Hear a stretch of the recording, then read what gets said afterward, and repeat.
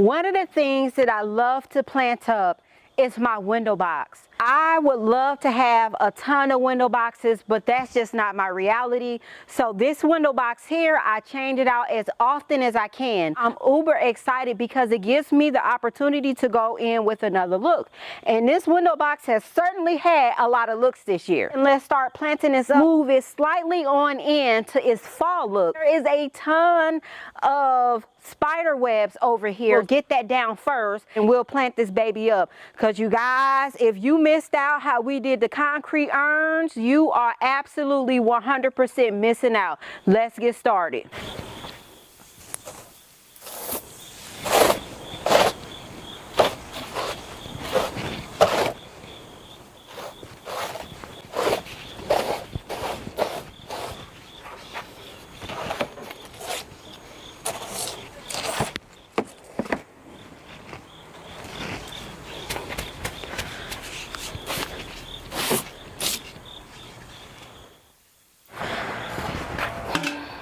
All right, so window box is pretty full with soil from our plantings over the season. So we're just going to remove a little bit of the soil here.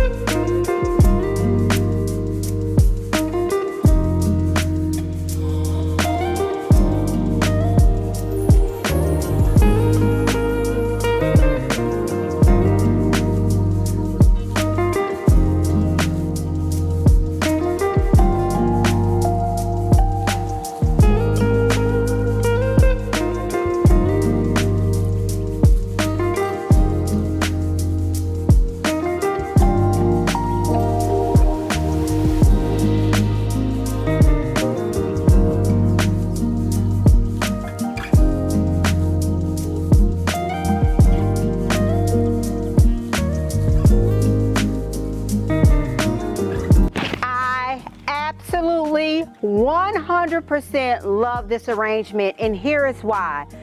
It's neutral in the sense that you can bring any color and just take off with that colorway. So let's talk about the plants that we use here. So you guys know I have some beautiful Monrovia boxwoods here in topiary form. We picked those up from Sherwood's Forest, and I jumped at the opportunity when I seen them. And that's one of the things I love about Sherwood Forest is he doesn't just bring in those big tree specimens. He also brings in the smaller specimens, so that's why I was able to get not only 3 small boxwood topiaries, but actually 5. And so that way, because of the zone that the boxwood is, I can leave them in my window box and they will do absolutely fine. Now, up underneath that, I have a euphorbia. We put the euphorbia in earlier in the season and it's still going strong. One of the things I love about the euphorbia is it is one of those cool loving plants. It loves the cool weather, so therefore it can withstand the temperatures that we have here. Now, we came in and we alternated, just like we did with our concrete urns, we alternated with a cabbage and a kale. We have a green and white cabbage. So we have the green and white, and then we have one that pulls out those fuchsia tones, those burgundy or purple undertones, and it definitely speaks the fall language. Also here, you will see where we came in and we use a heather. Now, one of the things that I love about the heather is evergreen. So if I wanted to come in and use the heather, and actually it's not even a heather, it's a heath. So it's a Kaluna heath. So we have the Kaluna heath right here, and it's giving us that texture, it's giving us that feel. We also can keep that Kaluna in the window box for some time into the winter time, and it'll do absolutely perfect. Then I came in with the beautiful pansy here, and we just alternated it. I did build up right here a display of the cabbage because that way it gives a nod back to the concrete urns.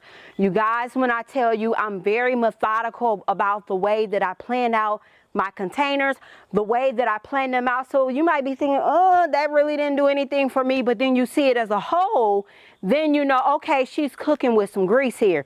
Now just think if I would have had some busy urns, and just think if I would have had a busy window box, it would have made you say, it's a little bit too much going on here, which I ain't gonna lie, I love a good busy display, but for this one, it just didn't necessitate it. Just watered in, and then we're gonna hop on to the next task that we have for today. We got to get this stuff knocked out. Check, check, check, check.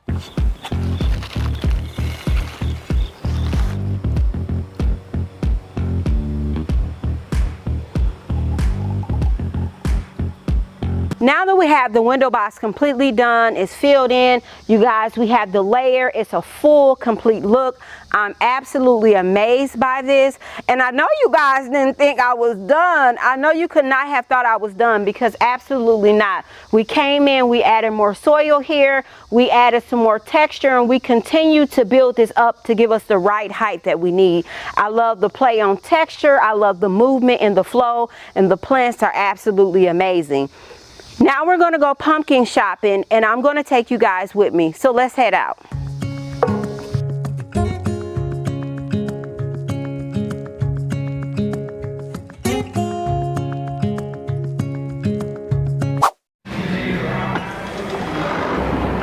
Let's look at these plants while we're in here. And I think this is, how cute is that? But that's not what we came for. We came for pumpkins. Some white and green squash. The white pumpkins I absolutely love to decorate with these. And then just some small pie pumpkins. Now I love the gourds, because the gourds are just so fun to decorate with for fall. More white pumpkins. Okay, let's see what we have in this bin. Have some edible squash, butternut squash, gourds, which I just love. Those are not bad. Those are 70 cents a pound. Let's get some of these. Have the itsy bitsy pumpkins, which I love these.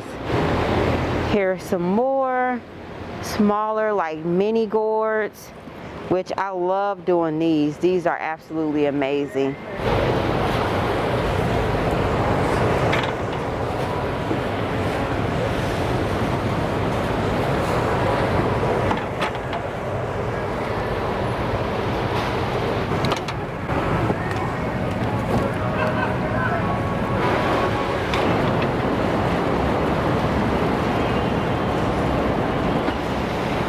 So these squash, these look pretty good. I like the color variation in these right here, as well as these green ones. These look good.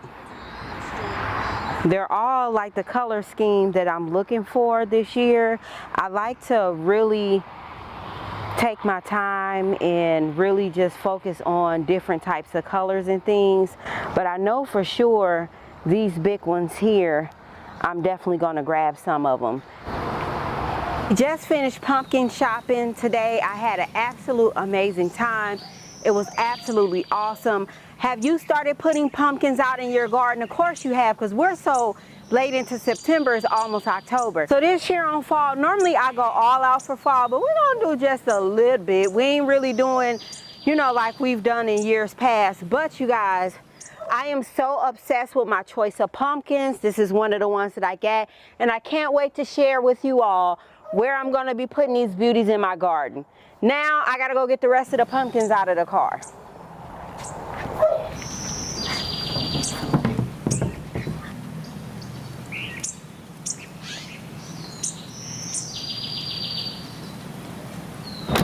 That's a wrap.